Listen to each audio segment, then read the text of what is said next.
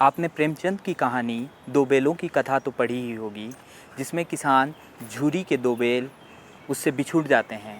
उसके बिछुड़न का दर्द आपने महसूस किया होगा, परंतु झुरी भाग्यशाली था। उसके दोनों बैल उसके पास कुछ समय बाद में लौट कर आ जाते हैं। पश्चिमी राजस्थान के सैकड़ों किसान भाग्यशाली नहीं हैं। उनके पशु उनके सामने लंपी नामक संक्रामक बीमारी से मर रहे हैं और वह उनकी दुखद मौत को देख रहे हैं।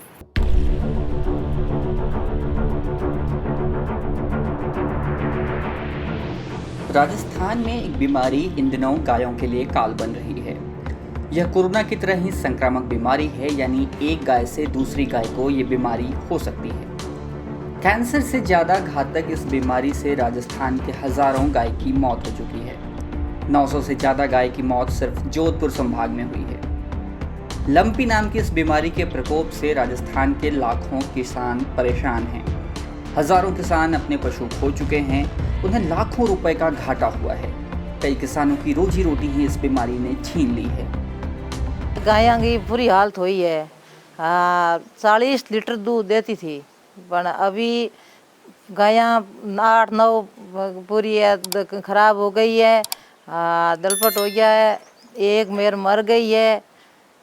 बुरी हालत है। 2 गाय गाभनी थी, वो खराब हो गई।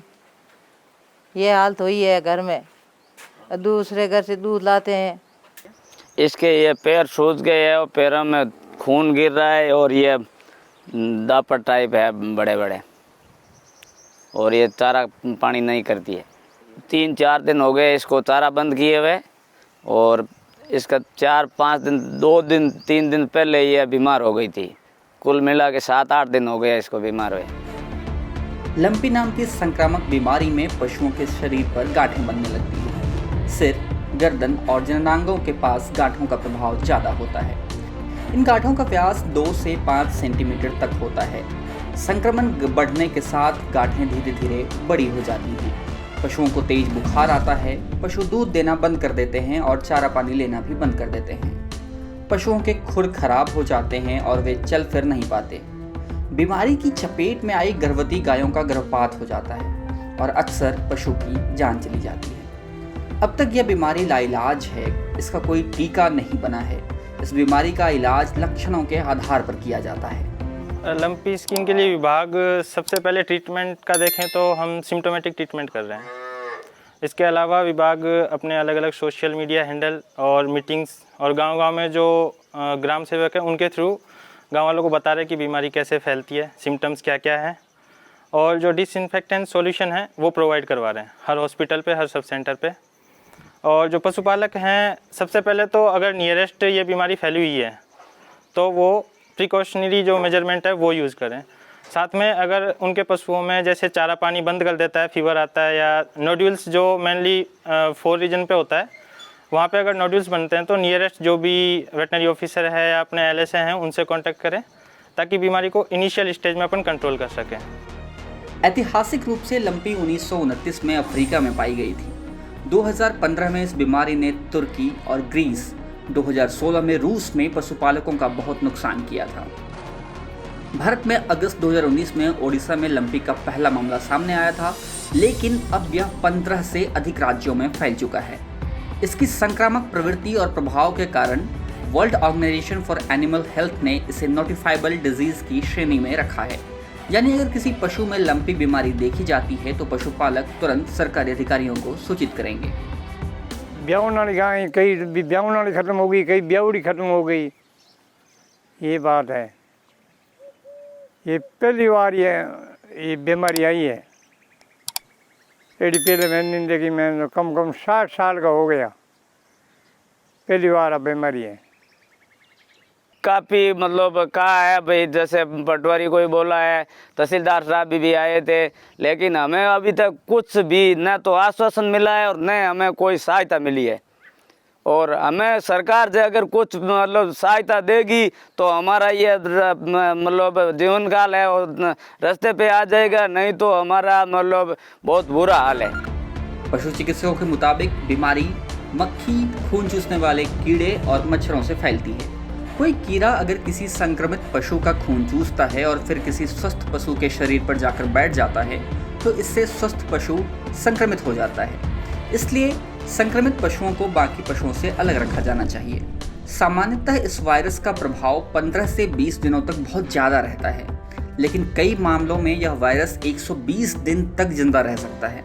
इसलिए संक्रमित पशुओं को स्वस्थ पशु से कम 25 फीट की दूरी पर रखना चाहिए।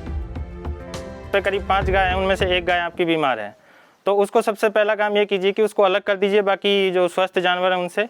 उसके लिए काम में लेने वाले बर्तन हैं, चारा पानी जो भी है उनको आप सबसे पहले स्वस्थ जानवर को दीजिए चारा पानी, उसके बाद में उसको दीजिए और उसके बर्तन अलग कीजिए। जो दूध देती है अगर वो गाय, तो दूध निकालने के लिए भी अलग बर्तन यूज़ कीजिए और टाइमली प्रॉपरली हैंड वॉश करो।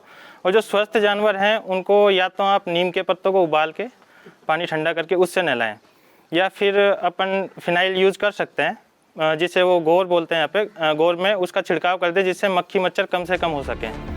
लंपी बीमारी के चलते राजस्थान में दूध का कारोबार यानी डेयरी उद्योग भी बुरी तरह से प्रभावित हुआ है। जिस घर में 50 किलो दूध होता था वहाँ 10 किलो दूध हो रहा है, क्योंकि ज़्यादातर गायें संक्रमित हैं। कई गांव ऐसे हैं जहां 50-50 गाय की मौत हुई है। हमारे पास पूरे मेरे परिवार में 7 गायें थी जो दुधारू थी। उसका दूध हम सुबह 15 किलो, शाम को 15 किलो डेयरी पे देते थे, जो उसकी आमदनी 400-450 रुपये पर डे होती थी। और अभी इस बीमारी से मेरे 3 गायें दुधारू गायें ख़त्म हो गई और एक बीमार है। और अभी जो आर्थिक नुकसान हुआ डेयरी पे, मैं 1 लीटर भी दूध नहीं दे पा रहा हूँ।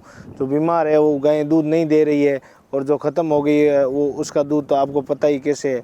और मेरे को बहुत ये जो नुकसान हुआ, मेरा पशुपालन पूरा अस्त व्यस्त हो गया है। राजस्थान का पश्चिमी इलाका, पश्चिमी राजस्थान लंपी बीमारी से सबसे ज़्यादा प्रभावित है। यह राजस्थान का वही इलाका है जिसमें सबसे अधिक पशुधन हैं। गायों की संख्या के मामले में देश में राजस्थान दूसरे नंबर पर है। 20वीं पशु जनगणना के आंकड़ों की बात करें तो राजस्थान में 5.68 करोड़ पशु हैं, जिनमें 1.39 करोड़ गोवंश हैं। 20वीं पशु जनगणना यह बताती है कि राजस्थान में पहले से पशुओं की संख्या भले ही कम हुई हो, लेकिन गोवंश की संख्या बढ़ी है। लेकिन अब इस बीमारी ने गोवंश के सामने एक बड़ा संकट खड़ा कर दिया है।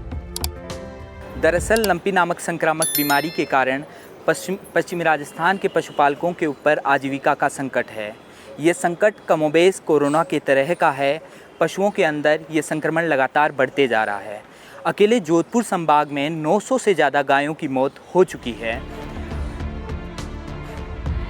न्यूज़ पोटली के लिए जोधपुर से दीपक चारण के साथ सोमू आनंद की रिपोर्ट।